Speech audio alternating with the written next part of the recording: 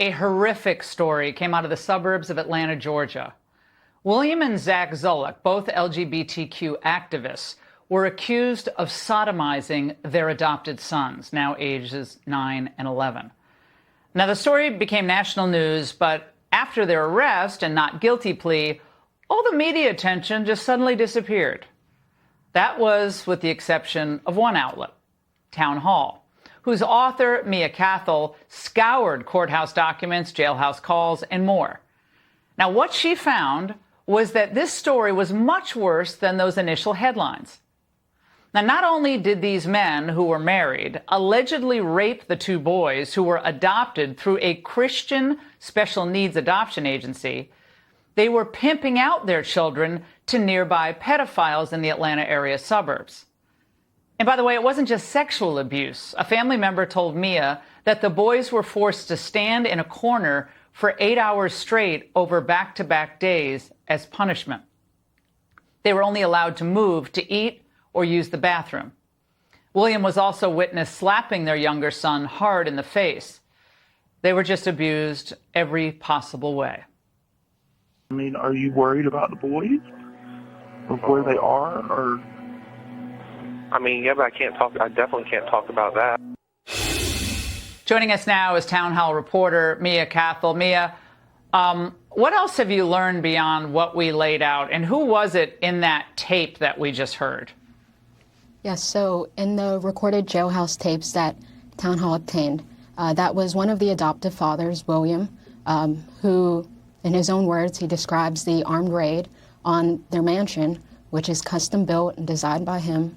And as family observed, their lavish lifestyle just materialized out of the blue about a year after they adopted these boys. They're facing 17 charges, which includes felony prostitution of a minor.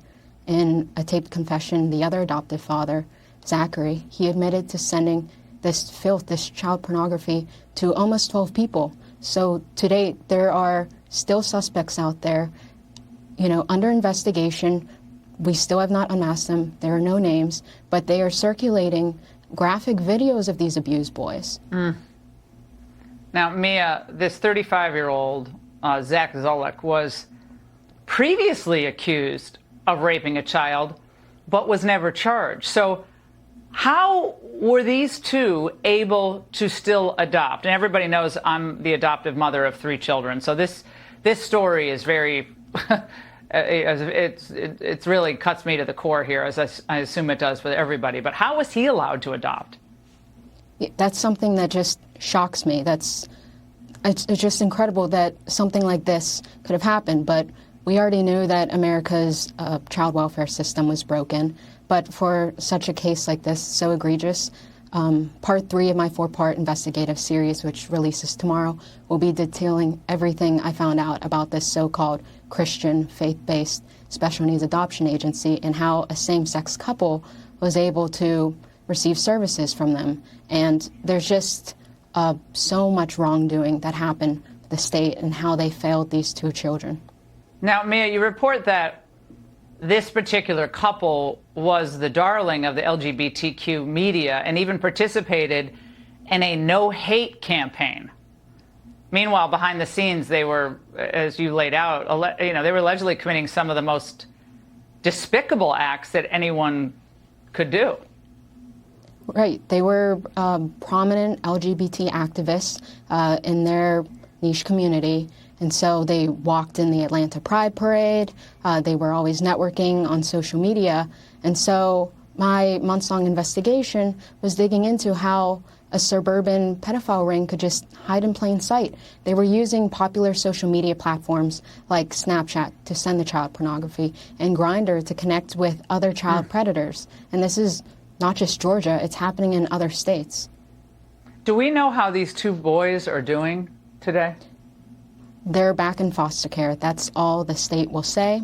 And, they were the power, the authority that was the one who took these boys from their previous broken home, from their biological parents. They put them in this abusive household, and they could be with Balenciaga designers for all we know at this point. Well, we should all pray for those 2 boys, given what they have been through. I mean, We should just all pray for them tonight. Mia, thank you for this reporting. It's brave of you to do it. It's necessary. Thank you so much.